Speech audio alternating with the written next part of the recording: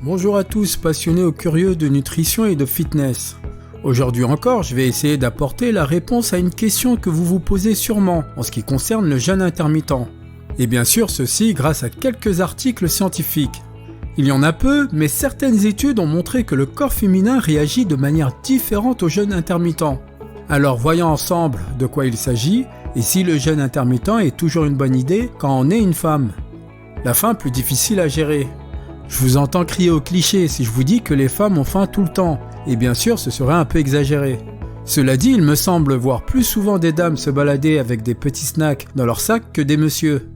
Alors, avant de m'accuser de sexisme, rassurez-vous, la science a une explication rationnelle à ce que j'avance là. D'abord, parlons des œstrogènes, qu'on appelle aussi l'hormone femelle primaire. Produits par les ovaires et le placenta, ils sont issus, comme chez les hommes, des androgènes, qui par ailleurs se convertissent parfois plutôt en testostérone, l'hormone mâle primaire. Comme l'expliquent Gill et MacArthur, en plus de leur action sur l'ovulation et les comportements reproductifs, les œstrogènes semblent également jouer un rôle dans diverses autres fonctions cérébrales. Par exemple sur l'apprentissage, la mémorisation ou l'humeur. Il existe 3 œstrogènes naturels, l'estriol, l'estrone et l'estradiol. Nous allons plutôt nous intéresser à cette dernière qui est beaucoup plus puissante que les autres. D'après l'expérimentation de Frazao sur des souris, les récepteurs de ghréline et ceux d'estradiol sont co-exprimés dans de nombreuses zones de l'hypothalamus. Pour rendre ce charabia scientifique un peu plus clair, sachez que la ghréline est aussi appelée hormone de la faim et que l'hypothalamus régule beaucoup de grandes fonctions comme la faim, la soif, le sommeil ou la température corporelle.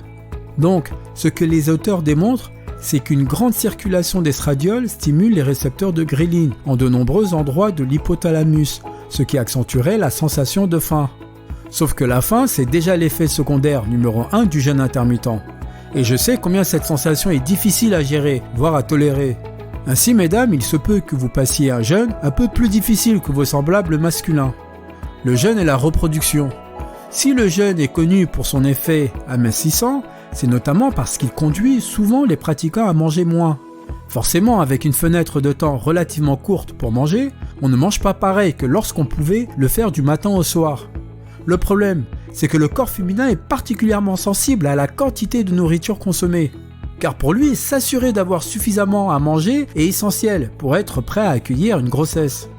Ainsi, comme le montre Meg Zekalski, si l'organisme féminin sent un danger de sous-alimentation, il sécrète beaucoup moins d'hormones GnRH. Indirectement responsable de divers processus de reproduction, la baisse de GnRH peut conduire à une aménorrhée hypothalamique fonctionnelle, soit un dérèglement des fonctions de reproduction. Ces troubles des menstruations et de la fertilité ont également été mis en évidence par Kumar et Kaur auprès de rats. Dans leur expérimentation, une alimentation de type jeûne alternatif perturbe le cycle œstréal et réduit le poids des ovaires, affectant donc la reproduction de ces femelles rats. Bien sûr, il est important de prendre du recul face à ces expérimentations. D'abord parce qu'elles ont toutes deux été conduites auprès d'animaux et non pas d'humains. Ensuite parce que cet effet du jeûne sur la reproduction ne semble avoir lieu qu'en cas de sous-alimentation.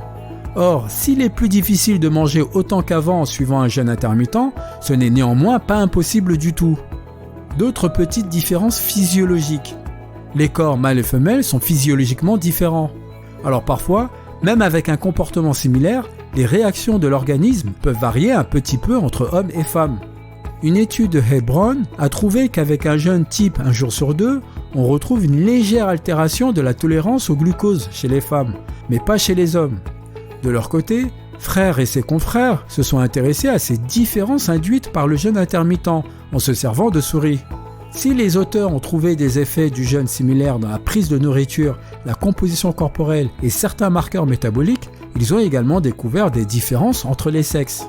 Notamment les femelles rats soumises au jeûne intermittent ont une capacité de lipogénèse et de stockage des triglycérides plus élevée.